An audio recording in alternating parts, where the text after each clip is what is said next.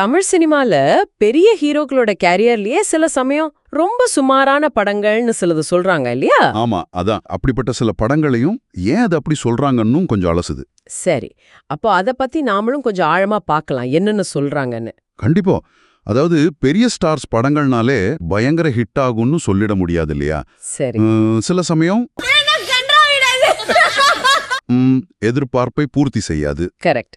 ரசிகர்களுக்கு பிடிக்காம போகும். இந்த வீடியோ அதான் பண்ணுது. சில படங்களை லிஸ்ட் போட்டு இதுதான் காரணம்னு சொல்லுது. ஓகே. சோ அந்த வீடியோவோட பார்வையை புரிஞ்சுக்கிறதா நம்ம இன்னைக்கு செய்ய போறது. சரி, ஆரம்பிக்கலாமா? ஆரம்பிக்கலாம். முதல்ல ஜெயம் ரவி சகலகலா வல்லவன் படத்தை தான் அவரோட ரொம்ப மோசமான படமா அந்த வீடியோ பாயிண்ட் அவுட் பண்ணுது. ஓ, சுராஜ் டைரக்ஷன்ல வந்தது இல்லையா? அதேதான். அதுல காமெடி ரொம்ப சுமார், கதை சுத்தமா நம்புற மாதிரியே இல்ல அப்படின்னு அந்த வீடியோல சொல்றாங்க.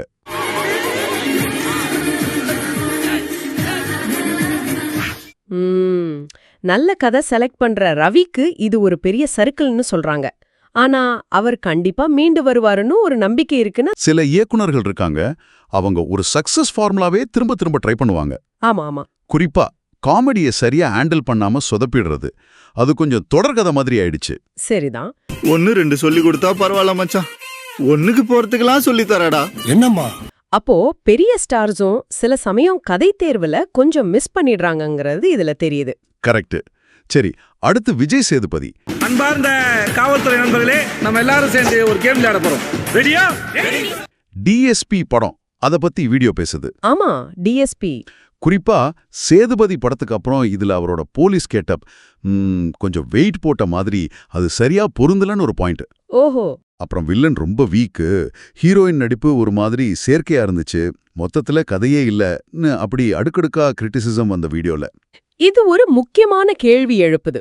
அந்த வீடியோ சொல்ற மாதிரி ஒரு கேரக்டருக்கு ஆக்டரோட தோற்றம், அந்த பிசிக்கல் ஃபிட்னஸ், அது எவ்ளோ முக்கியம்னு இது காட்டுது. ஆமா இல்லையா? சேதுபதியில செம ஃபிட்டா இருந்த விஜய் சேதுபதி இதுல அப்படி பொருந்தலன்னு ரசிகர்கள் நினைச்சதா அத அந்த வீடியோ ஒரு பெரிய மைனஸா சொல்லுது. அப்போ தமிழ் ரசிகர்கள் ஒரே மாதிரி விஷயத்த திரும்ப திரும்ப ஏத்துக்க மாட்டாங்கன்னு இதுல தெரியுது. கரெக்ட், அதுவும் ஒரு பாயிண்ட். சேதுபதி மாதிரி ஒரு மாஸ் ஹிட்டுக்கு அப்புறம் இப்படி ஒரு படம் கொஞ்சம் யோசிக்க வைக்குது. பாஸ், வந்த வேலை முடிஞ்சதுல கிளம்புங்க. அதாம்மா நான் சொல்ல. So please. அசத்தலான சமையலுக்கு ஆச்சி மசாலா.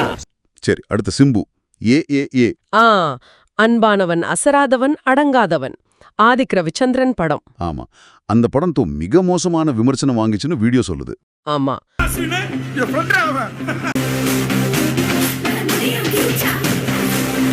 அதுல சில காட்சிகள் ரொம்பவே அருவருக்கத்தக்கதா இருந்துச்சு. அப்புறம் அந்த அஸ்வின் தாத்தா கேரக்டர்லாம் சுத்தமா எடுபடலன்னு வீடியோ சொல்லுது. தமிழ் சினிமாலே முதல் முறையாக இப்படி ஒரு லவ் ஸ்டோரி. அது மட்டும் இல்லாம ஷூட்டிங் பிரச்சனை பத்தியும் பேசுறாங்க இல்லையா? சிம்பு சரியா வரல என்று ப்ரொடியூசர் சொன்னது.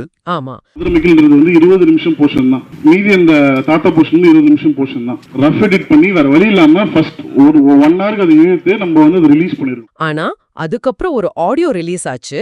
அதுல சிம்பு தரப்பு நியாயமும் கொஞ்சம் இருந்த மாதிரி காட்டுச்சு. உன்னோட ஒரே ஒரு உனக்காக மட்டும்தான் சரி, ஓகே, அந்த பையனோட லைஃப் சரி, ஏதோ ஒரு விஷயம் தப்போ ரைட்டோ, அவனோட இதுக்கு நம்ம இது பண்ண சைலண்டா, ஆமா எங்க மேலதான் தப்புன்னு நான் எடுத்துக்கிட்டேன்டா.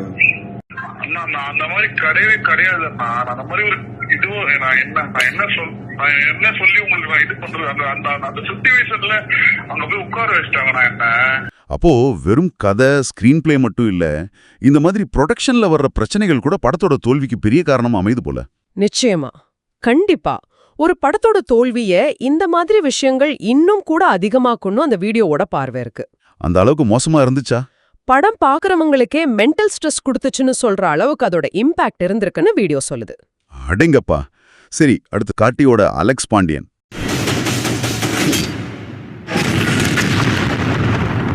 ஆமா, அதுவும் இருக்கு. கதை ரொம்ப பழசு.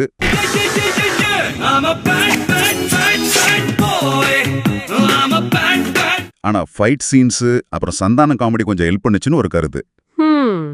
அப்புறம் சிவகார்த்திகேயனோட பிரின்ஸ், வேற படம் எல்லாத்தையும் தாண்டி வேற கண்ட்ரில இருந்து ஒரு பொண்ணை லவ் பண்ணிட்டேன்.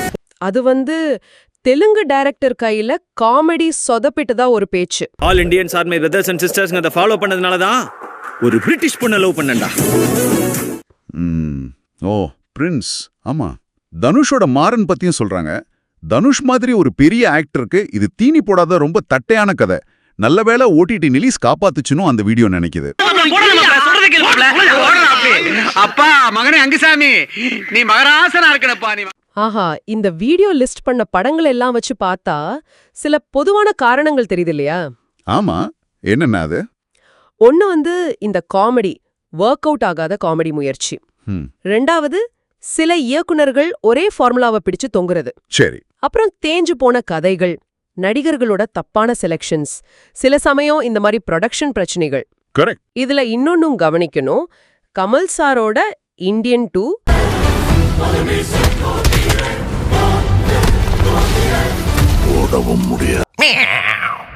ரஜினி சாரோட அண்ணாத்த, தங்கச்சி அண்ணன் நினைச்சியாமா? நினைச்சியா வந்தான்னு சொல்றதெல்லாம் முளைமாரி சார், முளைமாரி சார். யாரா முள்ள மாதிரி? உங்க பேரு முளைமாரி இல்லையா?